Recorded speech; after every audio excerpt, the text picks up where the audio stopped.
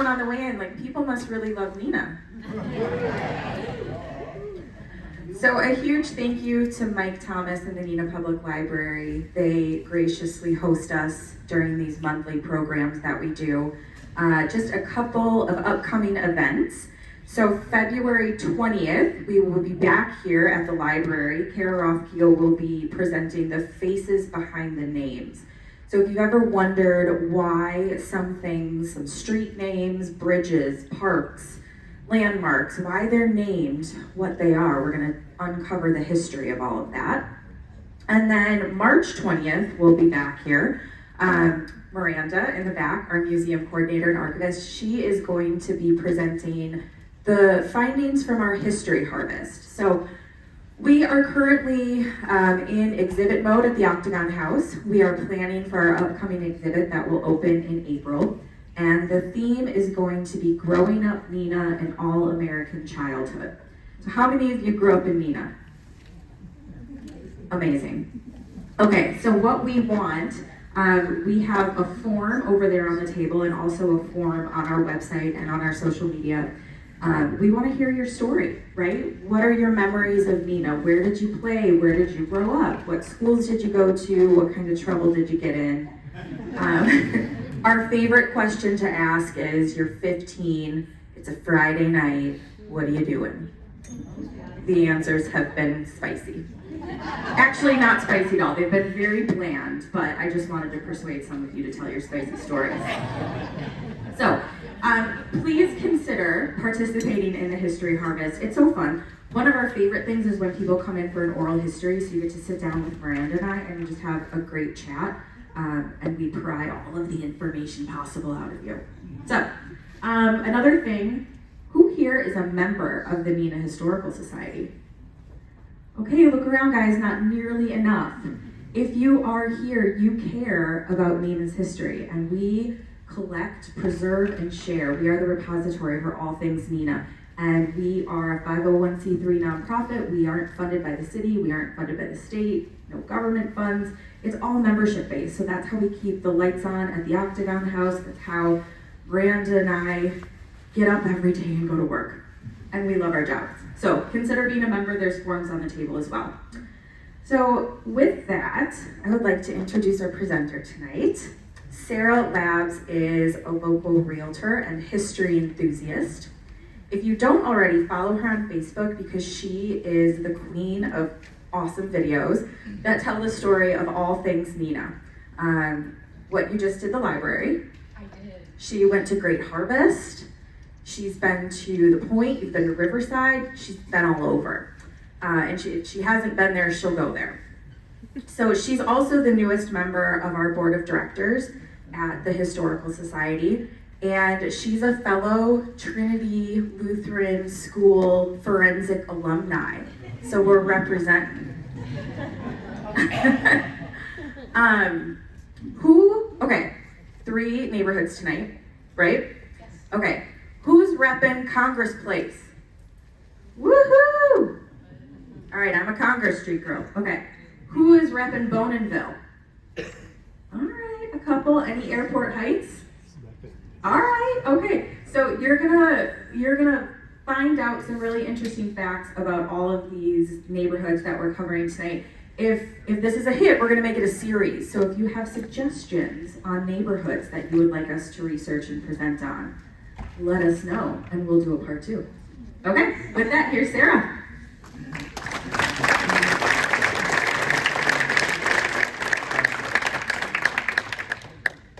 Thank you, Erica. Good evening, everyone. Thank you so much for being here this evening. As Erica mentioned, my name is Sara Laabs. I'm a real estate agent located right here in Neenah, and I have the pleasure of serving on the board of directors of the Neenah Historical Society. For me, real estate is a little bit more than just buying and selling. It's about helping people connect to the stories that make our neighborhoods feel like home. One thing I've learned in my career is that the more that we understand the history of the places we live, the more we come to appreciate what makes them so special, which is why I often incorporate historical insights into my work with clients. Today I'm so excited to take you on a journey through 3 of Neenah's neighborhoods. You'll have to excuse me, my voice left the building, so I'll be up here doing my very best. I've got some tea to help me get me through. So without any further ado, let's dive in and explore the stories that make Neenah's neighborhoods truly one of a kind. When you think about Neenah as a civilization and how it started its growth, obviously the majority of it popped up right here along the water. I mean, that makes sense, right? So as Neenah expanded, there were really only 2 options. You can't expand to the north because what do you run into? Menasha. And you can't expand to the west. Why? Lake Winnebago's right there. Oh, I'm sorry, east. Lake Winnebago's right there. So you can really only expand to the west and to the south. Make sense? So the neighborhoods that we're covering today is going to follow Neenah's southward expansion, starting with Congress Place and Stevens Street, which is located right about there. Let's get a different map up so you guys can get a little bit better oriented.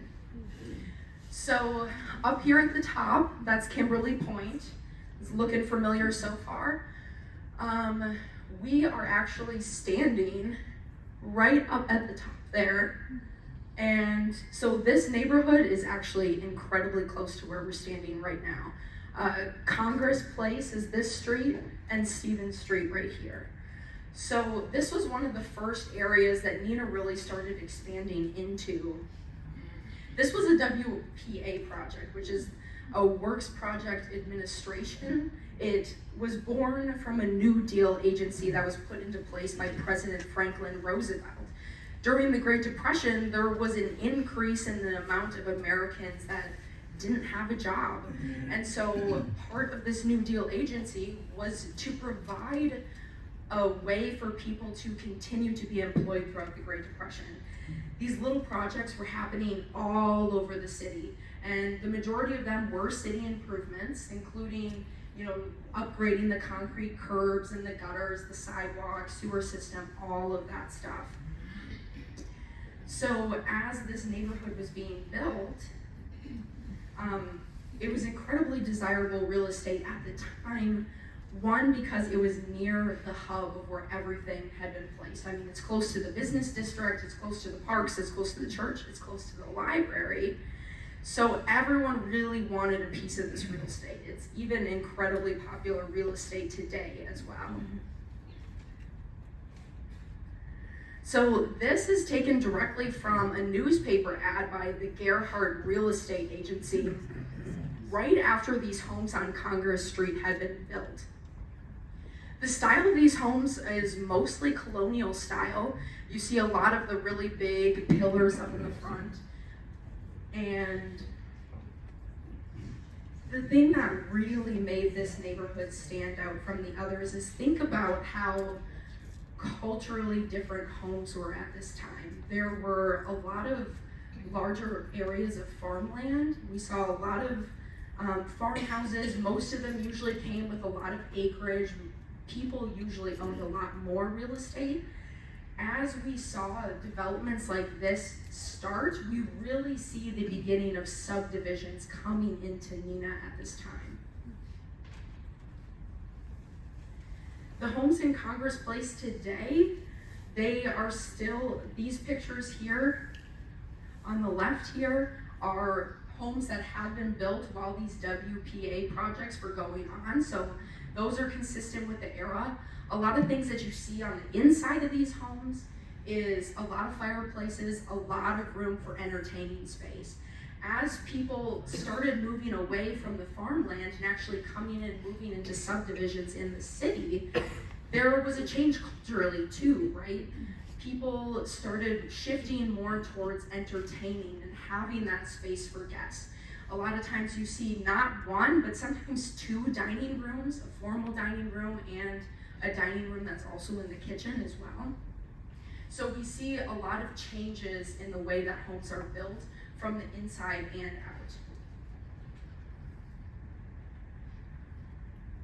Next we get to Boninville. There was a couple of you that were from Boninville. Arthur Bonin, well first, let me show you whereabouts it is. So if Congress Place is right here, and they moved even south, this right here is Cecil Street. At this point in Neenah, the city limits ended right at Cecil Street. That was as far south as it went. So when we're talking about Boninville, we're talking about this area right down here.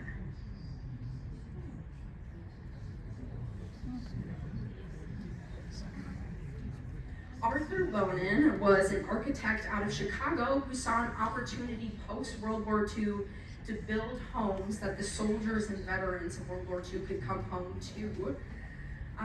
This was another government-funded project through the Second War Powers Act.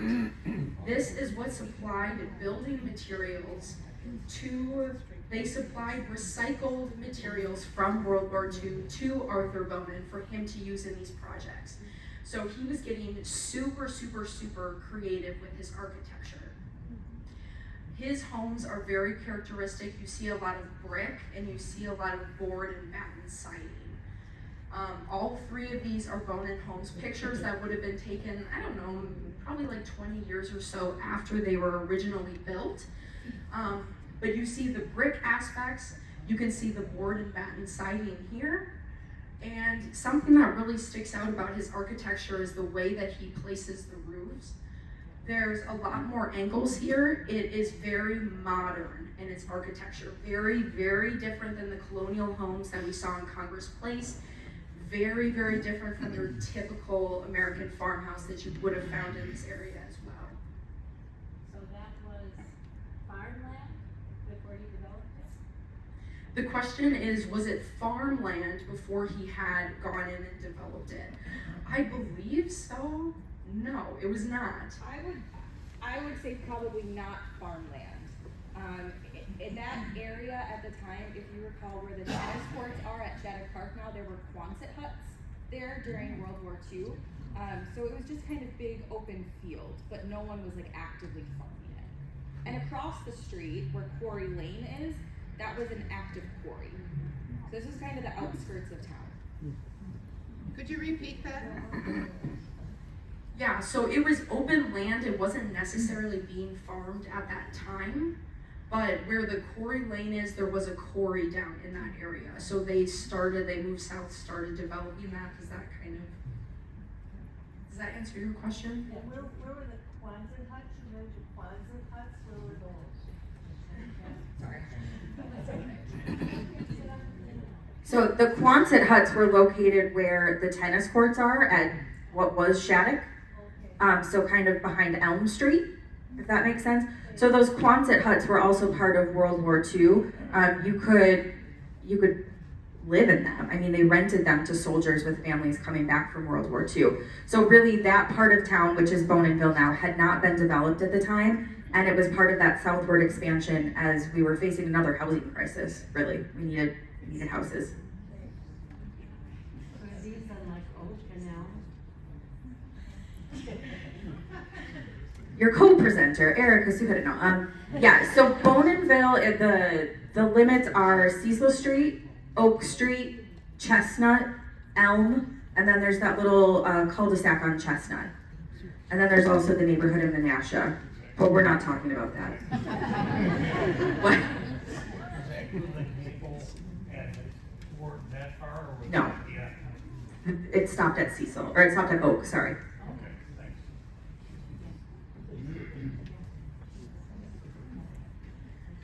So Arthur Bonin was commissioned to build, as Erica mentioned, both in Neenah and Menasha, the largest accumulation, or what do you call that? The largest concentration, thank you, of homes would be in this area specifically. And was it always called Boninville? It kind of got the name from its architect. The thing was that these homes were something that were much, much, much different than what people had seen before. When Arthur Bonin originally started constructing his homes, they garnered a lot of attention. One, because of the building materials he was using. He was using recycled materials from World War II. But additionally, because this modern architecture was something that our area in Neenah hadn't really seen before. In other parts of the country, there was an architect called Frank Lloyd Wright. I don't know if some of you. Yeah, excellent, excellent.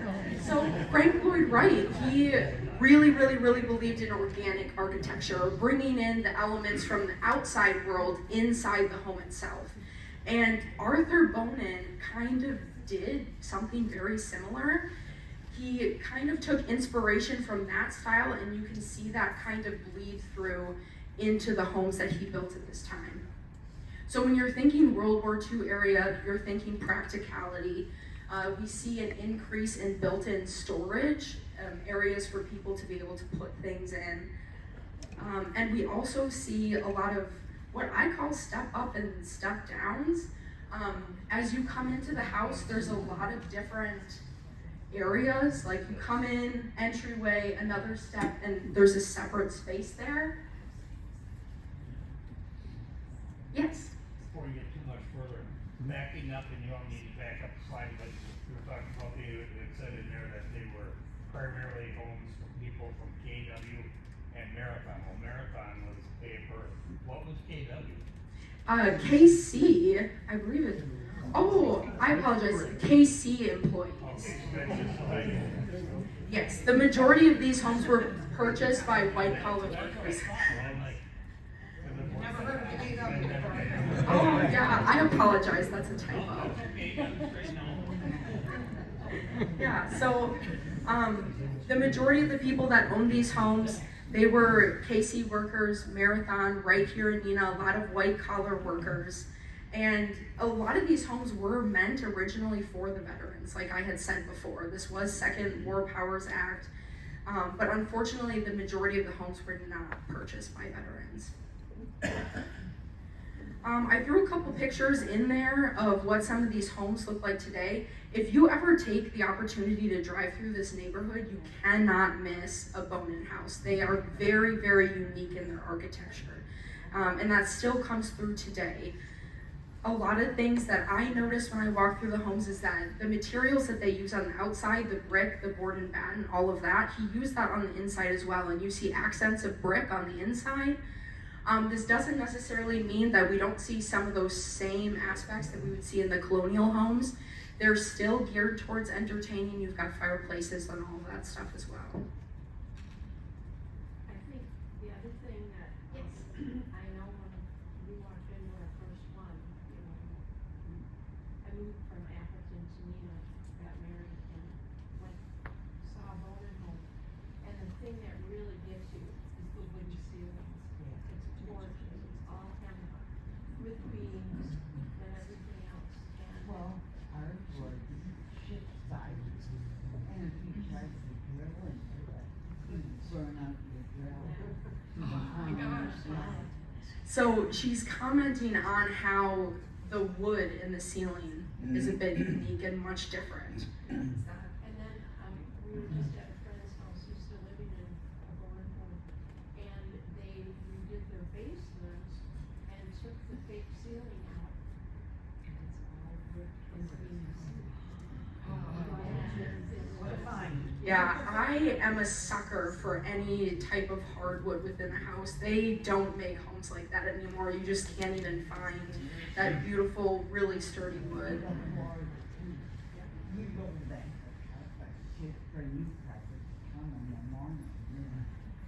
How are we doing? Yeah, there is no better surprise for a home buyer than hardwood floor underneath the carpet. That is for sure. So these homes, as I had mentioned, were really garnering a lot of attention. I put this in here because I thought it was so interesting. They called it the home that America has been waiting for.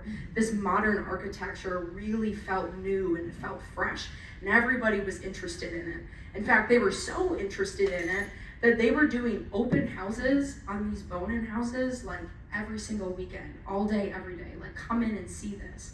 Like, this is something that people were leaving their homes to go and take in. It was an exhibit.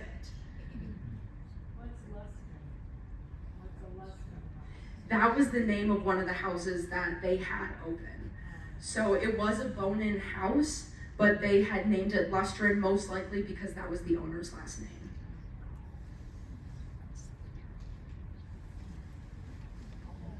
So just as Bonin was getting all the praise, people were raving about his architecture. In fact, he goes to a housing convention in Milwaukee, and he gets arrested there.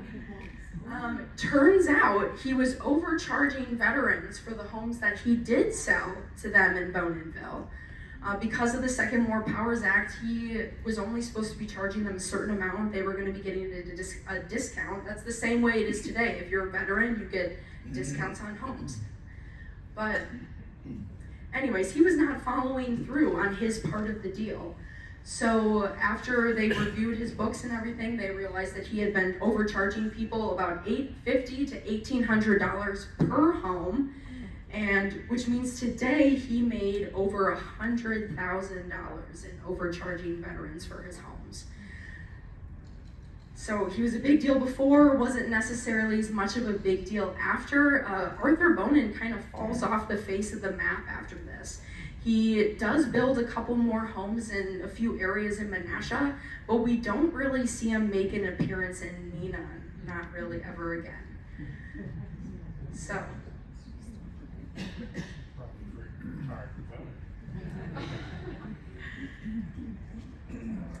However, the children that grew up in Boninville grew up super close. I suppose you can imagine why everyone comes home from World War II and what happens? The baby boom. So all of these baby boomers get to grow up in such a tight-knit community all together. There are so many photos. As I was going through these, I mean, hundreds of photos of these children growing up together.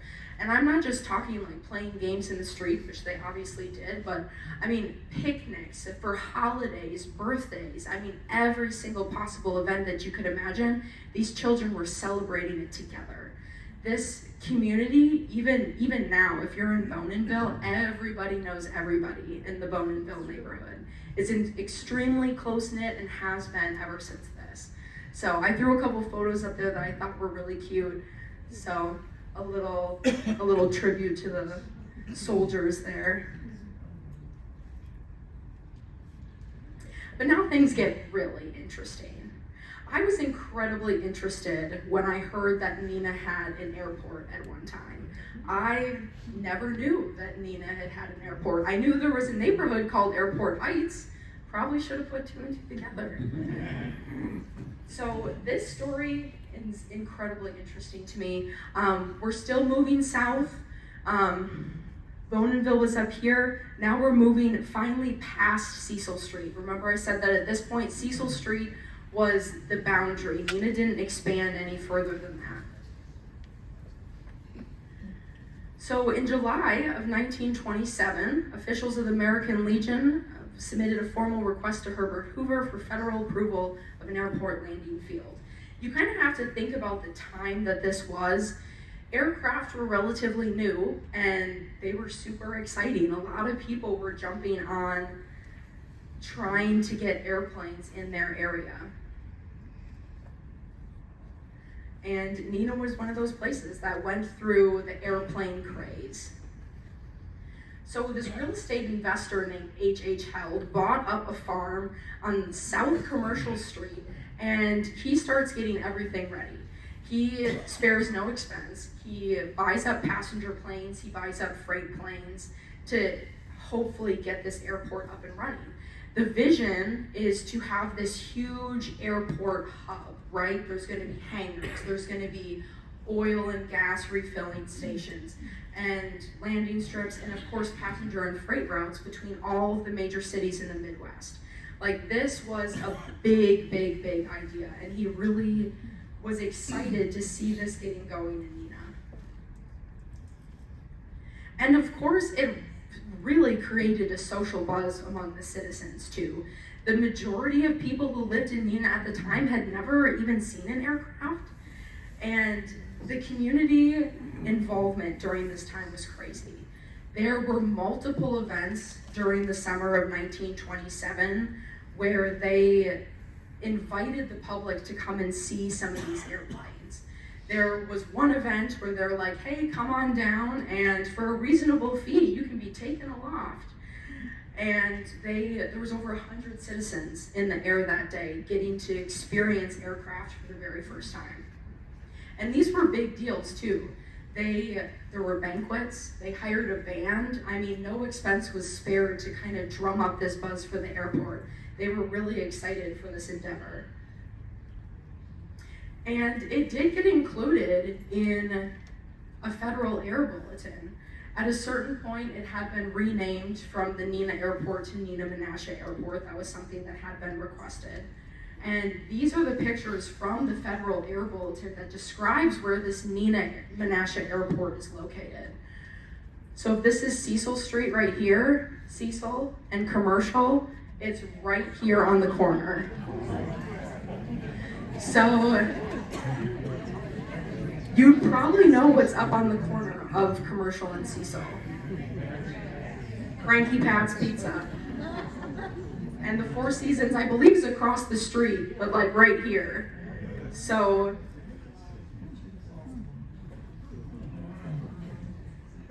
yeah, and I think I had forgotten to mention on the previous slide, there was going to be a school of aviation that was included with this whole deal.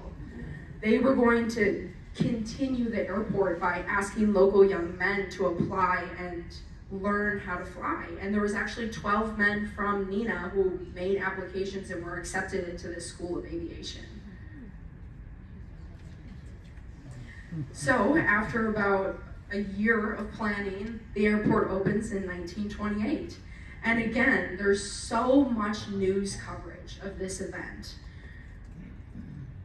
And the Neenah Airport even comes in handy when a Neenah movie theater realizes that their copies of the film has not come in time for showtime. So whatever would they do besides ask someone at the Neenah Airport to fly down to Milwaukee, pick up copies of the film, bring them back, and deliver them to the theater. And it worked. They made it possible. And that ended up in a news article as well. I mean, everyone was talking about this. And then in June of 1929, Lydia Kalishik, an aviatrix from Milwaukee, took over management of the Neenah Menasha Airport. This was huge. She was only one of few females in the entire country who took up this career. And she also had her heyday in the news. They did a whole interview with her, interviewed her to learn all about what the modern aviatrix was wearing. So she got to model her little outfit here. And yeah, it was exciting. Prior to this, a gentleman named J.W. Rose had kind of been managing the airport, but he was more interested in working with the School of Aviation itself. So they brought Miss Kalishik in to help with assisting in management.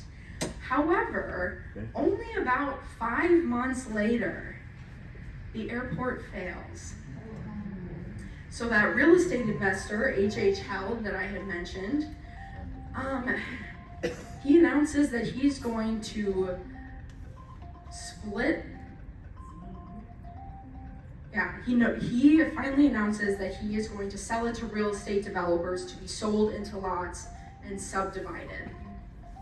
See, at a certain point, H.H. Held thought that he could interest the city of Neenah itself into purchasing this airport so that it could be a municipal airport.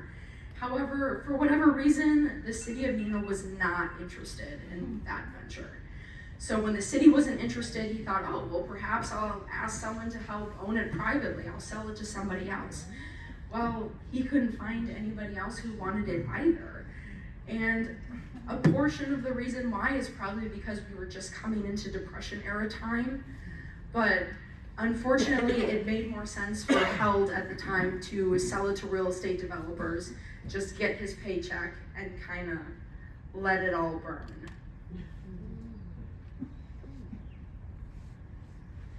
So not long after that, it's subdivided, they start building homes.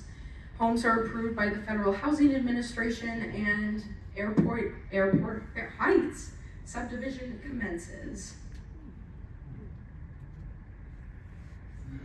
Let's talk about the homes of Airport Heights. I find this incredibly interesting. They are so much different than what you see in Congress Place. They're not colonial, okay? They're not Bone-and-Bills. These houses are much different. You're looking at a 1-story home to a 1.5-story home. They're much smaller in square footage, and they don't have that much frontage either.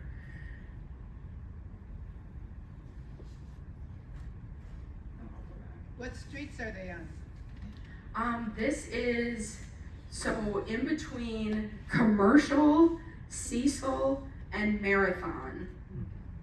Correct?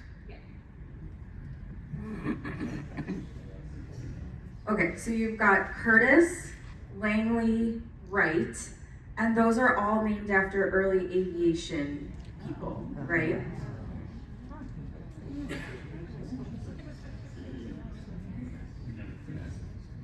Were these starter homes? The majority of them, yes. See, the thing was, because these homes were outside of the city limits, there were different, they didn't have the same restrictions that they had inside of the city. So like when they were building Congress Place, they wanted each house to have a certain amount of footage, they wanted the shrubbery, they wanted the trees, they wanted everything looking picture perfect. These houses were outside of the city limits, so a lot of those restrictions aren't in place, right? So you can have a smaller home on a smaller lot, and they're cheaper. They're a lot cheaper for people. So in places like Congress Place, you've got a lot of the white collar workers from KC, from Marathon Corporation coming in, buying those out. In this area though, you've got a different demographic of people. This is more blue collar worker. This is a lot different than the other neighborhoods that were inside of the city. And Neenah knew that too. It took an incredibly long time for Neenah to decide that they were going to be willing to annex this area into the city, and a majority of the reason was that. This was a different demographic of people. This neighborhood wasn't as nice as they had wanted the rest of the city to look, and so it took a lot of convincing for the city to actually annex this area. In fact, 31 homeowners had to plead before the Common Council for annexation. And one of the reasons that this was really important to them was because being outside of the city limits means you don't have access to certain things, including safety things, right? You know, when your house starts on fire, like the poor Miller home, the Neenah Fire Department does not respond because you're not in the city limits. So these people were, I don't want to say suffering, but they weren't experiencing things as they should have. And is there a question in the back? Yeah, I just noticed like on Langley, when you go down that street, the terraces are like ultra wide. Is that because they were originally out of the city limits? They're real deep terraces. Yeah, originally yes, but a lot of that changed after it was annexed, because as soon as the property was annexed, Neenah was like, okay, this is so much different than the rest of the city, so what are we gonna do? We're gonna rezone everything and try to make it better. So they go through, they decide that they're gonna rezone part of it as industrial, which it still is today. And the rest of it, they decide to rezone as 2-family or multi-family residences. They didn't really want a lot of the single-family residences in there anymore. A lot of them were, because the lots were too small, the houses were too close together. They didn't like how that looked.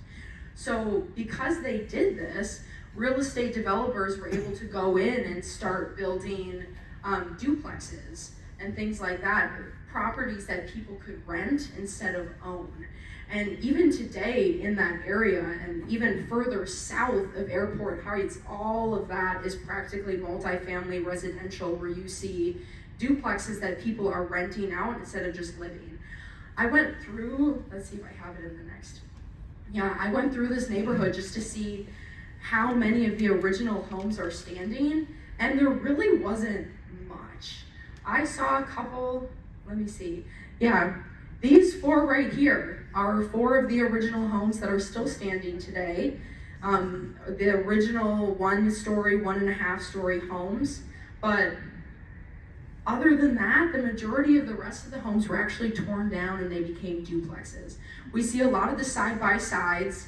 Like this one and those two over there, those were side-by-side duplexes. And this one's actually an upper lower. And the majority of those were all built in the 60s, 70s.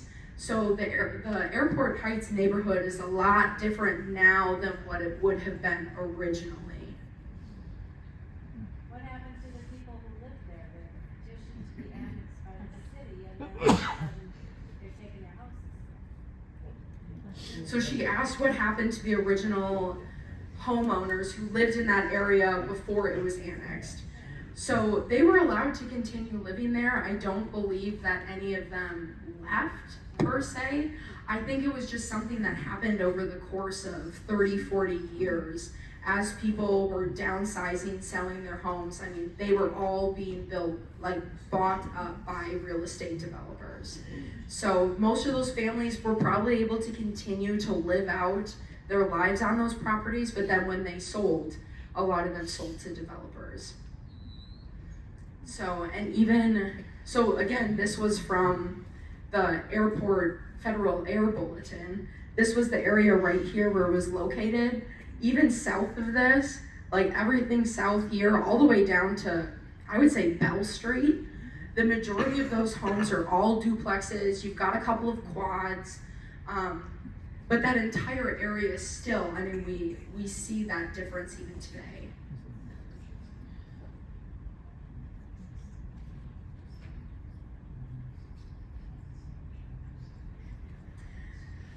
So, as we've explored today, the history of a neighborhood is more than just a series of events, but rather the foundation that shapes its character, its community, and even its future as well.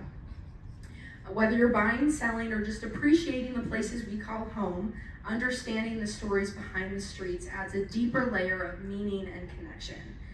As a realtor, I believe that history is a valuable tool, and it's something that I'm always excited to share. Neenah's neighborhoods are rich with stories, and I really hope that today's presentation has inspired you to look at these areas in a new light. Thank you so much again for your time and attention.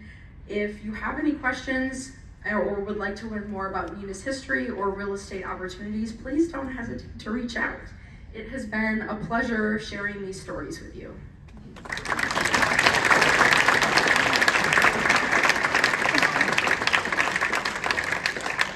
Okay, so quick comment on the question that was about how wide the terrace is on like Langley.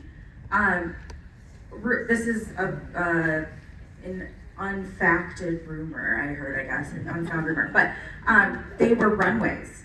That's why the streets are so wide, because they use the runways from the airport to plot things out. But, you know, fun fact.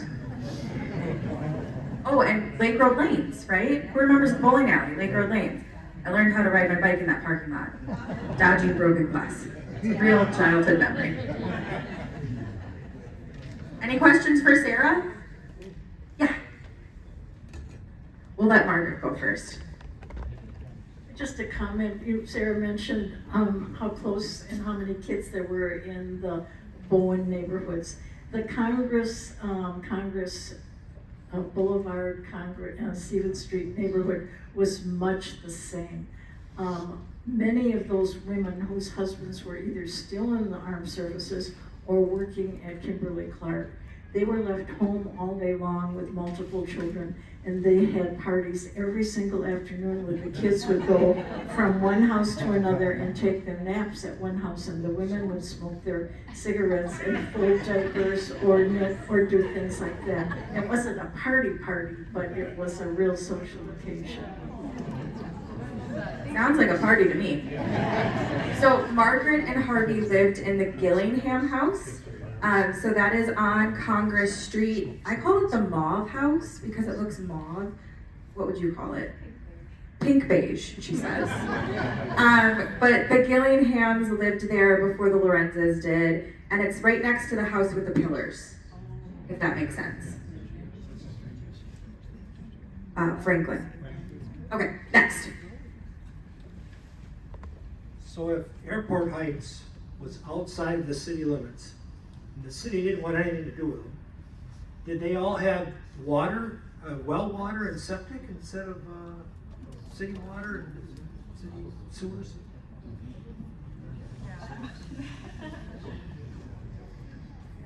Most likely, they would not have been connected to the municipal sewer or water. They probably would have had to come up with their own solution, whether they did something as a group or they did something individually, but it would not have been connected to the city. What year was it annexed, the airport heights? 1948, it was annexed by the city. So if there was a fire outside of the city limits? Yeah, fire brigade. I don't know. The town of Neenah had its own services, but they probably weren't as robust as the city. In that particular case with the Miller home, the neighbors kind of banded together and helped him put out the fire. Luckily, nobody was inside the home. He was actually home alone and outside doing work when he noticed the fire start to occur. By the time he was able to get people to come to his aid and help him, the entire house was like a flame. So they had to do a bucket brigade, get some water over there and help, but by the time they did that, the house was pretty much destroyed, unfortunately. Any other questions, comments? Was this the first annexation in the city or no? I highly doubt that, but I do not know for sure. Because I've read on your site and other research I've done, that it really wasn't until after World War II that the city even did it. So 1948 is 3 years after the end of World War II, which makes sense. I mean, in each of these eras, I think we need to remember that we're encountering housing crises, right? Each of these neighborhoods came as a reaction to people needing housing. So the Congress Place Stevens Street neighborhood, you think of all of the really wealthy industrialists that built up on Wisconsin Avenue, the Point, Doty Island. Well, their children or the people that went to work at high levels in their businesses needed a place to build their homes, right? So that was that neighborhood. Boninville was very much that white collar, and then you have Airport Heights, which was blue collar, everyone getting out of the army just needing a house to live in. Any other questions? Was there one here? Okay. So, what's the story with Stevens Street? You know, Stevens? you have two Stevens Streets. Yeah, I got it. Okay, so the question was, what's the deal with Stevens Street? The deal with Stevens Street is that there's two of them, right? Diane and I were talking earlier, so there's the portion south, and then there's the Stevens Street Congress Place that we're talking about. So when Stevens Street was being plotted, fun fact, Stevens Street was named after a really wealthy guy who had a giant house on the corner of Pine and Wisconsin that's not there anymore. So it was one of the largest houses in the city of Neenah. He made his money making flour. He sold a patent to Pillsbury. Anyway, Stevens Street. So Stevens Street was going to go through, right? So you've got Fairview, Lawden, a couple more. I'm not a map. But there were houses, right? Belmont Court or Belmont Street? Both, okay. So you had some housing, right? You had houses on Stevens, or I'm sorry, on Fairview that were already obstructing the throughway. So they decided to continue the street instead of bulldoze houses. Your Stevens Street. Anne's very pleased about this fact. The Stevens Street of Congress Place started first. Yes. So I moved here from Milwaukee in 1990, and we bought one of the homes on Congress Place. We bought one that apparently was built by a vice president of KC. And anyway, and at that point, What address? 730. What side of the street? What does it look like? Give people, like what house is talking? It was a rambling Ranch. How do you like that? The one on the left side down Yeah. towards I know the house. I know the house. It was absolutely beautiful. It's a really good one. Oh yeah, just beautiful home, and I bought it from one of the ladies, and I don't remember which family it was on Wisconsin Avenue. Bought it for herself to retire there with her nurse. So she had just totally redecorated the whole thing. It's just beautiful. And then either she passed away or she had to go to the nursing home. Whatever it was, I got lucky. And so I was there at the point that it was still a neighborhood. We were still close. And I bring this up. Neighborhood. Huh? It's still a neighborhood. Well, it's still, but it was very close. And I bring it up because we were a unit with Stevens Street. So we, every spring, we would go for tea. The ladies went to tea at the house with the pillars. That you have the photo there? The Ritchie house. Yep. And that lady was still living, and she would have all the ladies to tea. It was, it was. I heard fur coats and a dog. Probably. Okay. I can't remember well enough, but she was very gracious. I mean, just a very, just a lovely lady. Anyway, but the key thing that was interesting to me, because I moved from Milwaukee, from Glendale, okay, and we had a nice neighborhood there too. But this group had round robin, so Christmas time, you went house to house. And totally, and our kids all played on the boulevard. It was just a really special atmosphere. The woman whose house you bought, she lived on Forest, not Wisconsin Avenue. That was Dorothea Pickard. She built that house and never moved it. Okay, so it was Dorothea Pickard, Sam Pickard, Pickard Auditorium. You guys get the connection? Come next month. Okay. And things come full circle because Congress Place today has 14 little boys living on those 2 lots and only 3 or 4 little girls. So I'm on Congress Street, across the street, and I have a boy. There's 2, 3, 4. I mean, it's a lot of boys. It's a lot of boy energy, so be careful driving down the street. And 2 old ladies. We're neighbors. Do you still live in that house? Oh, no, across the street. Across the street, okay. Oh, fantastic. Anyone else? Oh, Tom said it, okay.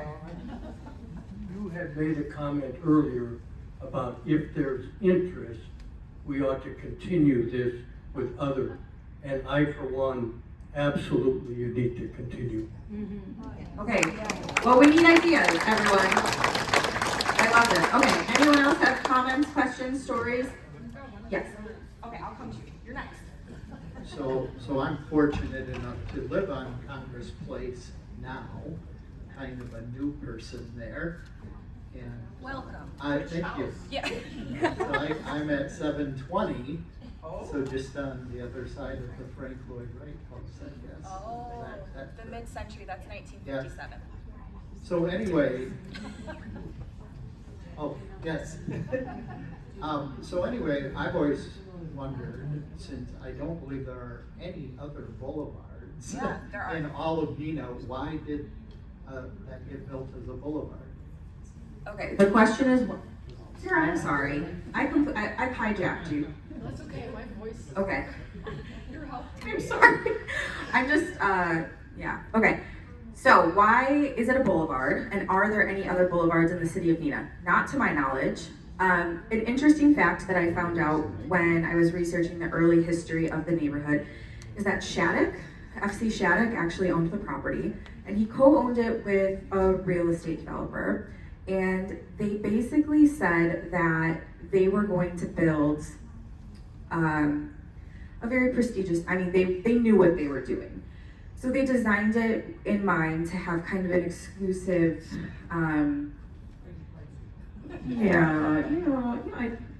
yes, a very nice hoity-toity. The kids would call it bougie. The kids still say bougie? I'm not a kid, I don't know. This one does. Okay, so Shattuck and his real estate developer basically said that they would not allow anyone to build a house in that neighborhood unless it cost $5,000 or more.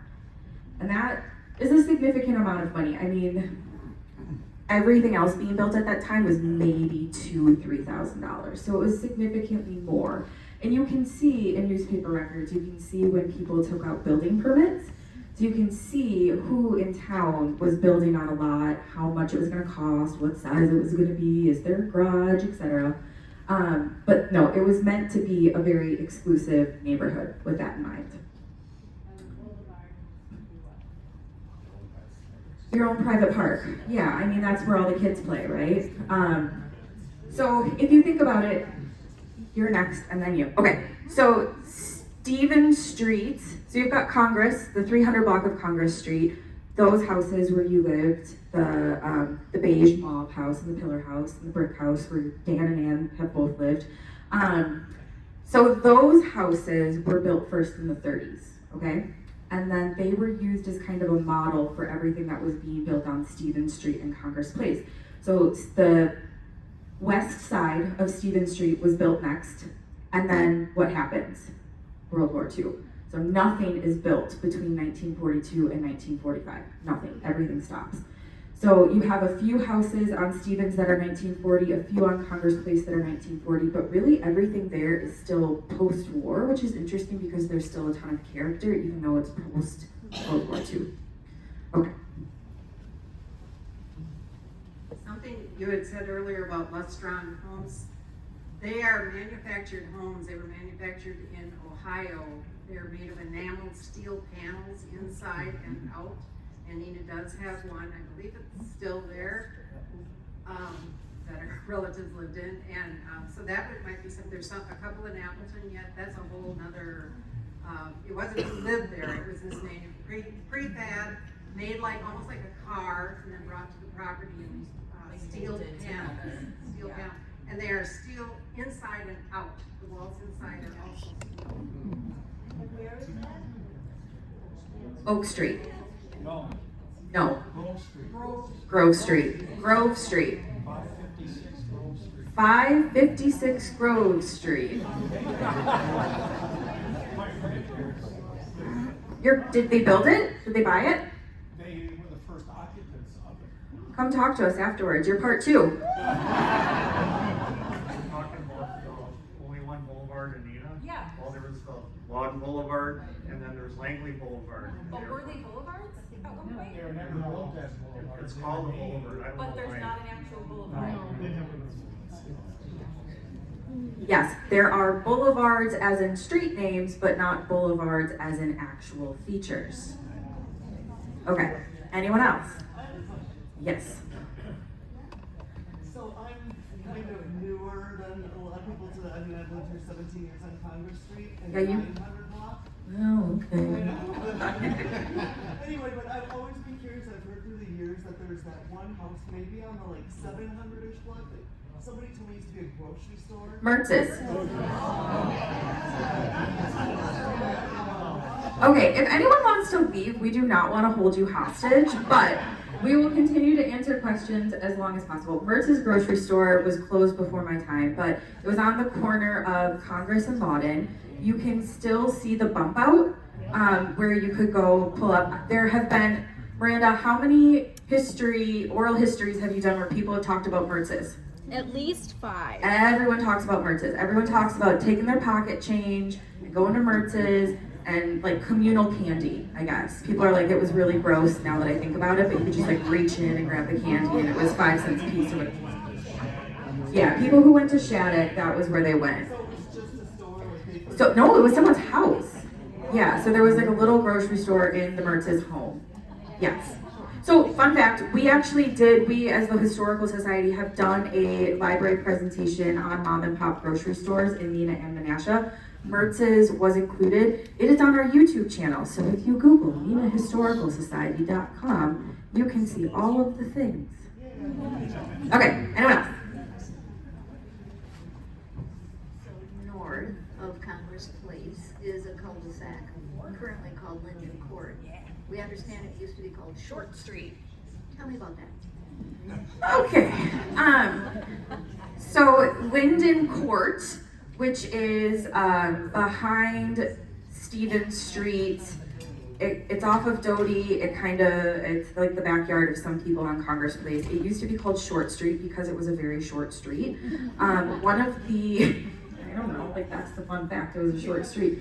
I hope you didn't want a bigger punchline than that, but it was a short street and it had a school on it. It was actually the school that Theda Clark attended, and the school was moved and it's still a house. It is on the corner of Columbian, okay, if you're at Jake's house, okay, so if you're on Congress Street and you're looking down Columbian, right? Following me, Ann and Dan? Okay, so on the left side, on the south side of Columbian, the second house in, that used to be the school that was on Short Street. Okay. Hold on, I gotta. I'm surprised that nobody has brought up that on Congress Place, an obstetrician lived on the north side of the street and built a underground bomb shelter. And a few years ago, it was in the paper. Was that the ranch? That's the 730 Congress Place. Does somebody live there now that's here? They're not here. No. Okay. Kathy lived next door. The Swigs owned that when they opened the house.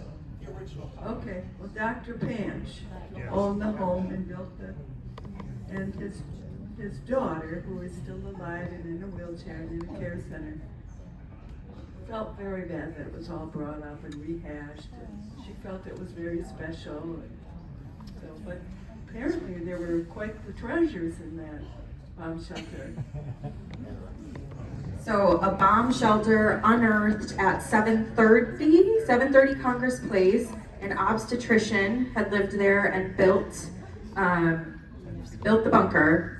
Everything was brought up. Not great feelings about it. Fun facts. Who else? You had the display out. You had the exhibit. Yeah, okay. Was that Congress Place or was that Oak Street? It was Congress Place. Okay, it was before my time. Okay, the people are telling me that the bomb shelter exhibit that was at the Historical Society probably 15-ish years ago was everything that came up from that bomb shelter. And we do have everything. Ron has candy. Have you eaten some of it? He has not. But there are still things floating around from the bomb shelter. Anyone else? Okay, sorry. So interestingly enough, I think my house might be where that school was. One of your original maps you had up there showed Short Street, and it looked like an empty lot maybe at the end of it. And Harold, who I know is here, I don't want to put him on the spot, but I think Harold's quite a historian, and he has told me a little bit, because when I added a garage to my existing garage, we found a cistern as we were digging for the footing. So there was definitely something on that lot before my house was. Harold, are we getting the story right? Anywhere close? The house that was on his property is now on Congress Street. As you come off of Fairview, straight ahead. No, was that one?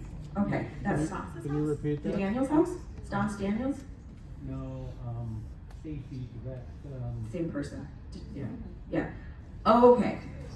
So, according to Harold, our resident historian, Harold says that the house that was originally there was picked up and moved to Congress Street, and I know that house was moved there. It was built in the 1870s. I think it's old.